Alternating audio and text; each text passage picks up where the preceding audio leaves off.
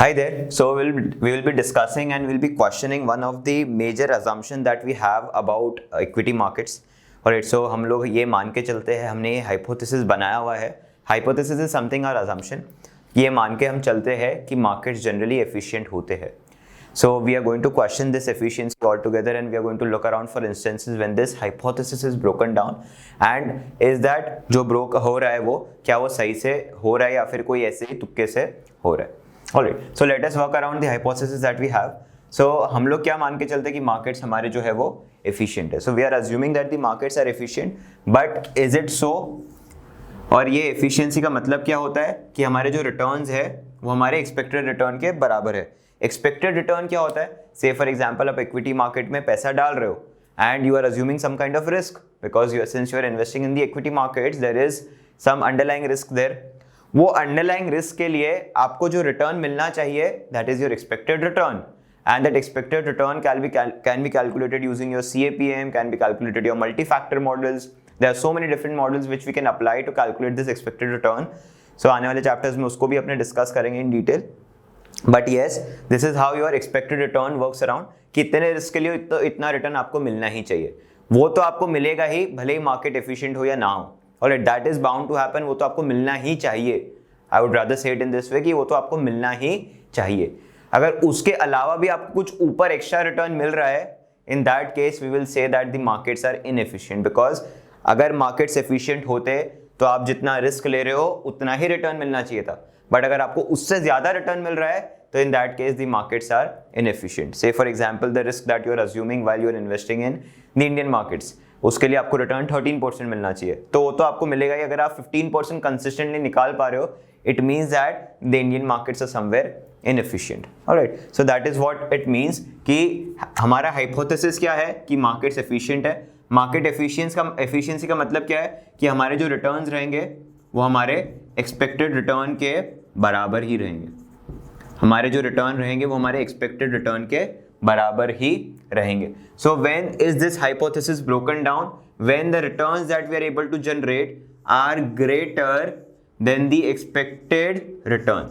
Alright, हमारा जो expected return है उससे ज़्यादा अगर हम return generate कर पा रहे हैं on a consistent basis, our hypothesis that the markets are efficient is being broken down.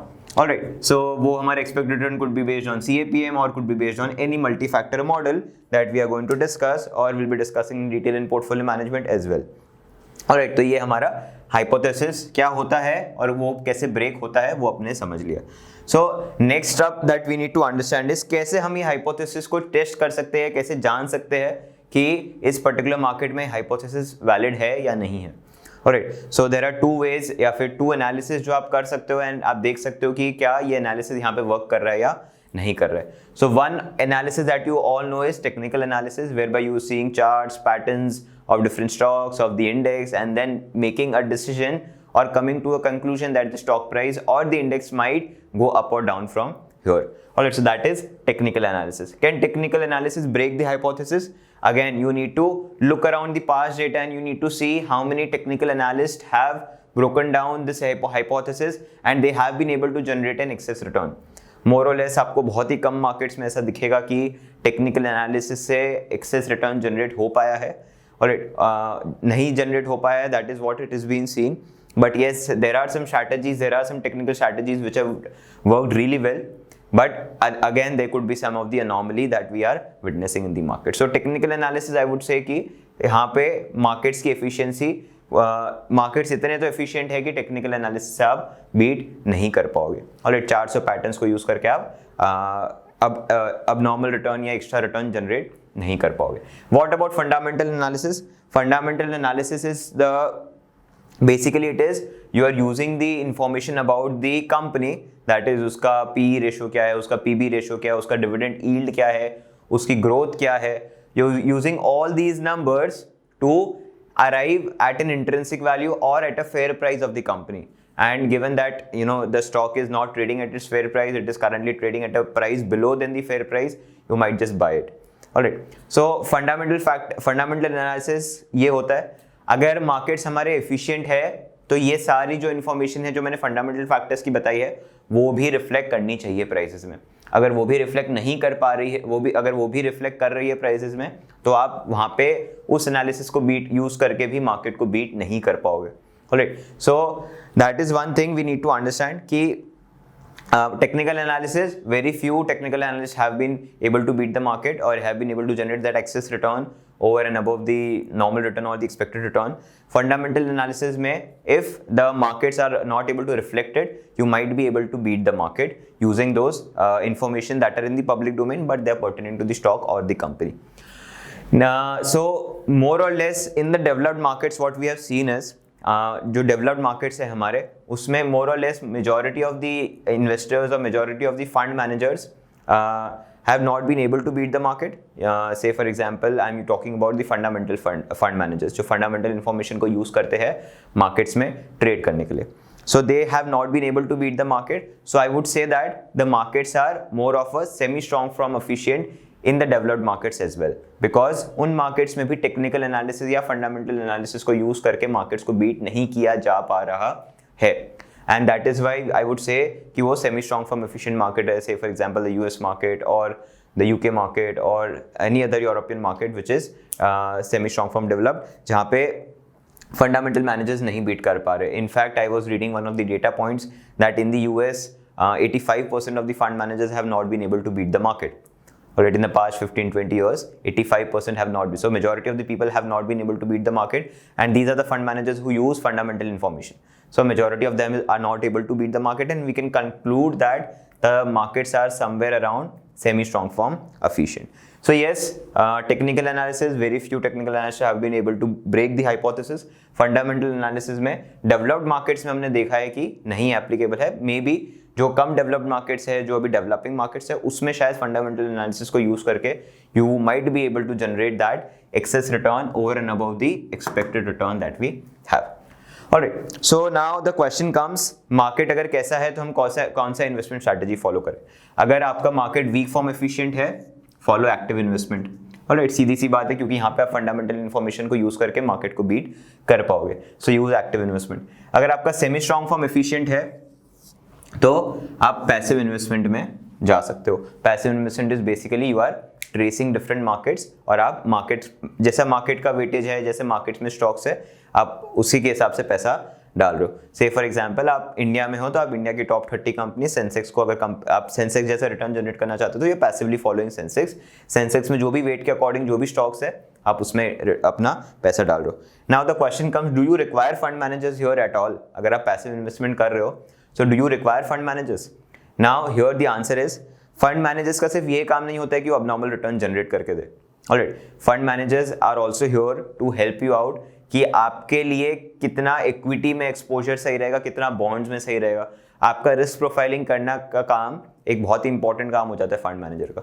So it becomes really important for you to have a fund manager in this case whereby you want to get your risk profiling done, whether you want to know how much of your money should be going in equity markets, how much it should be going in bond market, your liquidity needs को कैसे आपके timeline में add करना है। All those things would be done by a fund manager.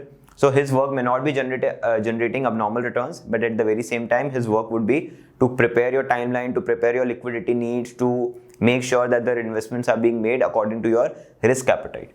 Alright, so that is आपका semi-strong form efficient, whereby the investments is more or less likely to be passive, but at the very same time, fund managers might be required to perform the task which I had talked about. Alright, so this is about your efficiency theory and the hypothesis about market efficiency.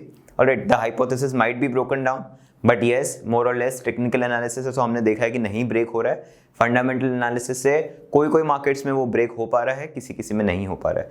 If you want to know in detail about hypothesis, quant में अपने बहुत ही अच्छे से hypothesis testing को cover करते हैं, सो वहाँ से आप इसको और अच्छे से रिलेट कर पाओगे। Alright, so hypothesis testing is something that we talk in detail in quants, and here we are just applying it on the null hypothesis that we are creating कि मेरे markets जो है वो efficient है। Alright, now we'll talk about the instances whereby the market hypothesis of efficiency, whereby the hypothesis of market efficiency has been broken down. So हम लोग जो मान के चल रहे हैं कि markets हमारे efficient रहते हैं, हम लोग जो hypothesize करके रखे हैं कि markets जो है हमारे efficient रहते हैं, वो कब ब्रेक हुआ है उसके कुछ कुछ फैक्टर्स अपन ने देखे या फिर कुछ कुछ अपन ने ऐसे इंस्टेंसेस पॉइंट आउट किए हुए हैं कि हाँ इस पॉइंट पे आपका जो मार्केट है, मार्केट का जो एफिशिएंसी थ्योरी है वो ब्रेक डाउन हुआ है. वी कॉल दो सिनेरियोज अनॉमलीज. और anomalies is something that is different from normal. If you look the dictionary meaning of it, you will see that anomaly का मतलब होता है it is something different from the normal. So here our normal is that the markets are efficient. So something different from the normal is our markets, हम लोग reject कर पा रहे हैं कि हमारे मार्केट्स जो है वो एफिशिएंट नहीं है. So will be talking about some of the anomalies. So मैंने अनॉमलीज को ऐसे कैटेगराइज किया हुआ है: time series anomaly, over reaction momentum anomalies, anomalies in cross sectional data and the other anomalies. तो जो भी अनॉमली यहाँ पे नहीं आ रही है उसको यहाँ पे अपन ने डाल दिया. So talking about time series anomalies, the very first thing that is, उसमें हम बात करेंगे कैलेंडर अनॉमलीज की. कैलेंडर अनॉमलीज में the first thing that we are going to discuss is about January effect. Generally ये देखा जाता है कि ईयर एंड होता है दिसंबर में. Generally developed markets January to December का कैलेंडर फॉलो करते हैं.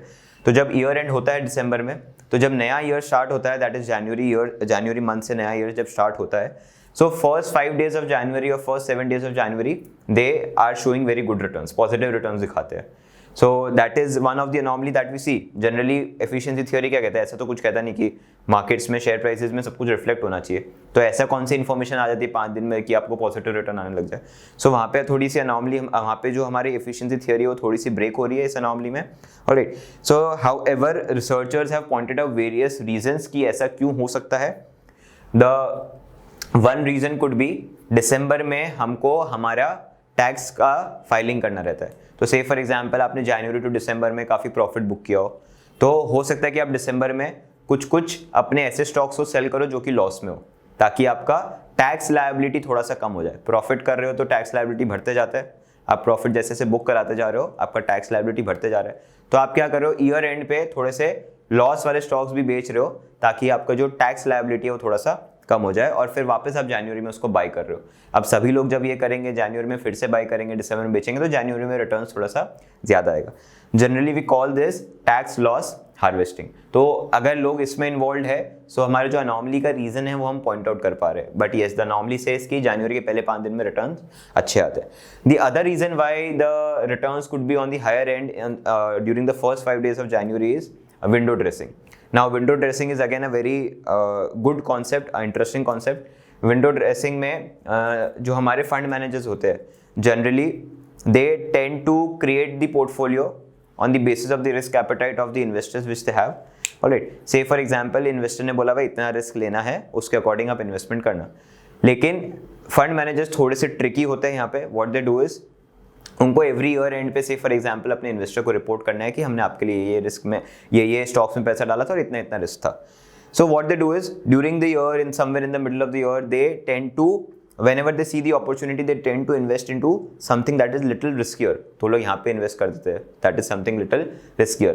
तो बाय द एंड जब उनको दिसंबर में शो करना है इन्वेस्टर्स को कि कहाँ पे इन्वेस्टमेंट किया, तो जो रिस्कियर वाला पार्ट है उसमें जून जुलाई में अगर इन्वेस्ट किया तो दिसंबर तक वो लोग प्रॉफिट जनरेट करते हैं and they sell it of.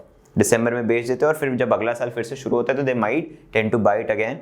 So they might, go ahead of the risk appetite of the client to generate that extra return to make sure that the client sticks around with them. All right, so these are some of the small practices, some tricky practices that are being done.